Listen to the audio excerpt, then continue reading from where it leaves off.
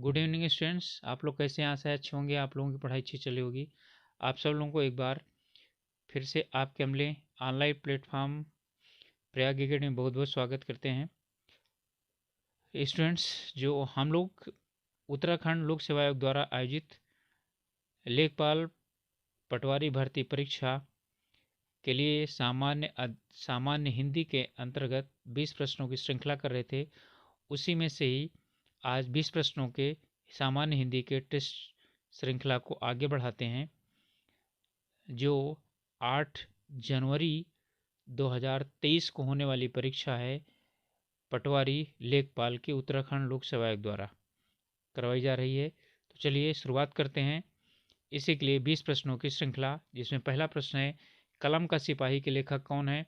प्रेमचंद, अमृत राय, अमृतलाल नागर या कमलेश्वर? तो इसमें कौन है? अमृत राय। देखिए, कलम का सिपाही पूरी पुस्तक का नाम है प्रेमचंद कलम का सिपाही। ठीक है, ये अमृत राय इनके पुत्र हैं, इनके द्वारा लिखी गई पुस्तक है। और उनका ओरिजिनल नाम जो प्रेमचंद थे, धनपत राय था। ठीक है, तो अमृत राय उनके लड़के हैं, इन्होंने उनकी जीवनी लिखी है। ओके, अगला है 55 खंबे लाल दीवारें। ठीक है, ये किसकी कृति है? मनु भंडारी, उषा प्रियंवदा, दयाल पांडे या शिवानी की? तो ये उषा प्रियंवदा की रचना है। ठीक है, 55 खंबे लाल दीवारें। अगला है, किस कवि को एक भारतीय आत्मा उपनाम से भी जाना जाता है? किस कवि को एक भारतीय की आत्मा नाम से भी जाना जाता है? मैथिली शरण गुप्त, माखनलाल चतुर्वेदी, रामनरेश त्रिपाठी, बालकृष्ण शर्मा, नवीन। ठीक है, तो एक भारतीय की आत्मा के नाम से किसे जाना जाता है? माखनलाल चतुर्वेदी के नाम को जाना जाता है। ठीक है, और इन्हें राष्ट्र कवि के नाम से भी जाना जाता है। कादम्बरी के लेखक कौन है? हर्ष है, बाणभट्ट है, रसखान है, बिहारी है? आप लोग जानते हैं कि कादम्बरी के लेखक कौन है? बाणभट्ट। अगला है, गोदान व गबन किस लेखक की कृतियां हैं? भगवती चरण वर्मा, रामकुमार वर्मा, प्रेमचंद, यशपाल? तो आप लोगों को पता है, गोदान और गबन दोनों उपन्यास हैं, और ये दोनों उपन्यास हैं प्रेमचंद के।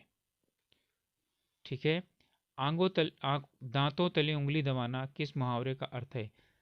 इसका अर्थ क्या होगा? आश्चर्यचकित होना, शर्मिंदा होना, निराश होना या मजबूर होना? तो दांतों तले उंगली दबाना का मतलब होता है आश्चर्यचकित होना। देवदत्त में कौन सा समास है? तत्पुरुष, अव्ययी भाव, द्वंद्व समास या द्विगु समास? देवदत्त।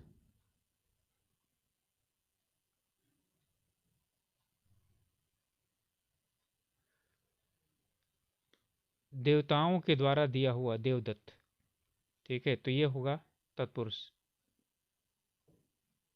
इसमें तत्पुरुष समास।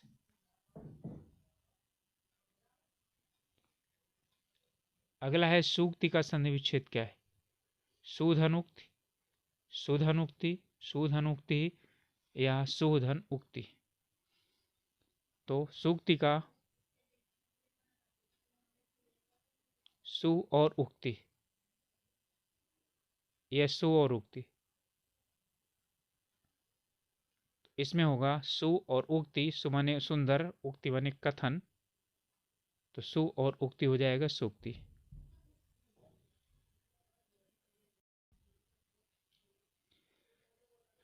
बदनाम में उपसर्ग कौन सा है? बर, बा, बद या बिल? ठीक है, तो इसमें कौन सा हो जाएगा? बद हो जाएगा। ऋजु का विलोम शब्द क्या है?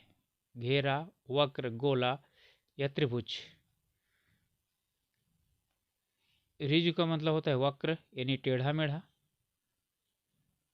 या सीधा? तो ऋजु का मतलब होता है सीधा, और इसका जो विलोम शब्द होगा वो वक्र हो जाएगा।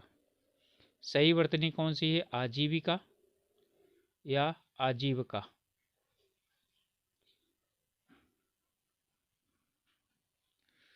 इसका वैसे तो आपके नेक्स्ट में और हैं, लेकिन इसका सही आपका आजीविका ही है। आजीविका सही आपका वर्तनी है। अगला है अंग अंग मुस्कुराना। मुहावरे का सही अर्थ क्या होगा? खतरा मोल लेना, बहुत निराश होना, बहुत प्रसन्न होना, इनमें से कोई नहीं। तो अंग अंग मुस्कुराना का मतलब क्या हुआ? बहुत प्रसन्न होना, और अंग अंग टूटना का मतलब बहुत थक जाना होता है। ओके, चलिए अगला प्रश्न है, सोमेश पूरे दिन पढ़ता रहा। इसमें संयोजी क्रिया कौन सी होगी? ठीक है, अच्छा, संयोजी क्रिया यानी कि संयोजक क्रिया। तो सोमेश पूरे दिन पढ़ता रहता है, ठीक है, तो कौन सा होगा? संयोजक क्रिया हो गया रहता। पढ़ना भी एक क्रिया है, रहना भी एक क्रिया है, तो पढ़ता और रहता, ठीक है, तो ये क्रिया हो गई। ओके, तो रहता जो है इसका संयोजक क्रिया है। अगला प्रश्न, निम्नलिखित में से एक द्विकर्मक शब्द है। भिगवाना, भिगोना या भीगना। ठीक है, तो यहां पर मोहन भीगना यानी कि भीग रहा है, ठीक है, मोहन, ठीक है, सोहन को भिगवाना है, ठीक है, या क्या चीज है? कपड़े को भिगवाना है या कपड़े को भिगो रहा है, ठीक है, तो यहां पर क्या हो जाएगा? द्विकर्मक क्रिया होगा भिगोना। भिगवाना जो है वो द्विकर्मक नहीं है, ठीक है, वो कौन सा है? किस प्रकार के किया है? जब वाना लगता है तो वो है कौन सी? खुद ना करके जब कर्म किसी और से करवाया जाता है तो कौन सी क्रिया कहलाती है? ये आप लोग क्या करेंगे? कमेंट में बताएंगे। परसों, बार बार, सवेरे शब्द कौन से होंगे? स्थानवाचक क्रिया विशेषण, कालवाचक, रीतिवाचक, या इनमें से कोई नहीं। परसों, बार बार और सवेरे ये क्या है? काल को बताते हैं। कब? परसों, कब, बार बार, कब, सवेरे, तो क्या हो जाएगा? कालवाचक। ठीक है, इसके बाद है वह मेरे घर के पास रहता है। वह के मेरे रेखांकित शब्द है, तो वह क्या है? सर्वनाम, विशेषण, ठीक है, क्रिया, या इनमें से कोई नहीं। तो वह व्यक्ति मेरे पास रहता है, ध्यान दीजिएगा, सर्वनाम नहीं, सार्वनामिक विशेषण है, यह है वह व्यक्ति मेरे घर के पास रहता है। ठीक है, तो व्यक्ति और वह ये दोनों एक साथ आए हैं तो वह क्या हो जाएगा? यहाँ पर विशेषण होगा, ठीक है, और वो है सार्वनामिक विशेषण। ठीक है, चलिए अगला प्रश्न है, ग्राम कहानी के लेखक कौन है? निराला, जयशंकर प्रसाद, सुमित्रा नंदन पंत या रामधारी सिंह दिनकर। तो ग्राम कहानी किनकी है? तो ग्राम कहानी है जयशंकर प्रसाद की। काव्य में डिंगल तथा पिंगल शैली प्रचलित थी। आदिकाल, भक्तिकाल, आधुनिक काल, छायावाद। ठीक है, तो कब थी? आदिकाल में। और ये डिंगल और पिंगल शैली राजस्थान में थी। ठीक है, पिंगल से ही हमारी खड़ी बोली निकली है। पिंगल और ब्रज मिलकर के खड़ी बोली निर्मित हुए हैं। डिंगल जो है वो क्लिष्ट भाषा थी, ठीक है, और वो यानी कि बहुत ही क्लिष्ट होने के कारण कम प्रचलित रही है। ठीक है, ये जो यानी डिंगल भाषा रही है, ये यानी कि जितने भी राजाओं की जो राजाओं से संबंधित जो रचनाएं की गई हैं उसमें है। और यहाँ पर जो पिंगल शैली है, पिंगल शैली में जो सामाजिक रचनाएं की गई हैं वो पिंगल शैली में की गई हैं। ठीक है, अगला है प्रमाण शब्द में संधि क्या होगी? स्वर संधि, दीर्घ संधि, व्यंजन संधि या विसर्ग संधि। प्रमाण है, ठीक है, तो प्रमाण में कौन सी संधि होगी? तो प्रमाण में संधि कौन सी है? इसमें व्यंजन संधि है।